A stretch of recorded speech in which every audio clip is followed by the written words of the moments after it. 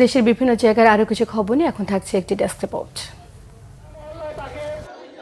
সিলেট ওসমানী নগর উপজেলায় বানবাসীদের মাঝে ত্রাণ সহায়তা দেওয়া হয়েছে। সিটি কর্পোরেশনের মেয়র আনারুজ্জামান চৌধুরী ও উপজেলা আওয়ামী লীগের সিনিয়র যুগ্ম সম্পাদক জাবেদ আহমেদ আম্বিয়ার পক্ষে এই সহায়তা দেওয়া হয়। লাগাতার কর্মবিরতি পালন করেছে ময়মনসিংহ পল্লী বিদ্যুৎ সমিতির কর্মকর্তা কর্মচারীরা। সকালে পল্লী বিদ্যুৎ সমিতির ৩ এর সদর দপ্তরে মিছিল শেষে বক্তব্য রাখেন সমিতির ডিজিএম রিপন কুমার দাস। বেতন বৈষম্য দূরীকরণ সহ বিভিন্ন দাবিতে দশম দিনের মতো কর্মবিরতি পালন করেছে রংপুর পল্লী বিদ্যুৎ সমিতির কর্মকর্তা ও কর্মচারীরা।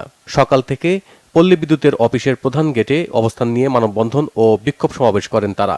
এছাড়া টানা কর্মবিরতি পালন করেছেন নরসিংদী পল্লী বিদ্যুৎ সমিতির কর্মকর্তা কর্মচারীরা।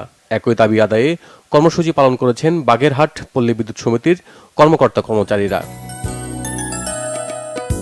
খাগড়াছড়িতে পার্বত্য চট্টগ্রামের রেগুলেশন শাসনবিধি আইন বাতিলের প্রতিবাদে অবস্থান ধর্মঘট বিক্ষোভ মিছিল করেছে ইউপিডিএফ। শহরের বাস টার্মিনাল এলাকায় এই কর্মসূচি পালন করে সংগঠনটি।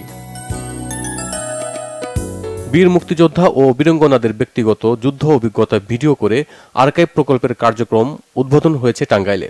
সদর উপজেলা পরিষদের হলরুমে এতে উপস্থিত ছিলেন উপজেলা নির্বাহী কর্মকর্তা হাসান বিন মোহাম্মদ আলী। প্রধানমন্ত্রী শেখ হাসিনার অনুদানে ১,৬৪,০০,০০০ টাকার চেক বিতরণ করা হয়েছে গোপালগঞ্জে। জেলা প্রশাসকের সম্মেলন কক্ষে ক্যান্সার সহ ৬টি জটিল রোগে আক্রান্ত ৩২৮ জন রোগীকে এ চেক বিতরণ করা হয়।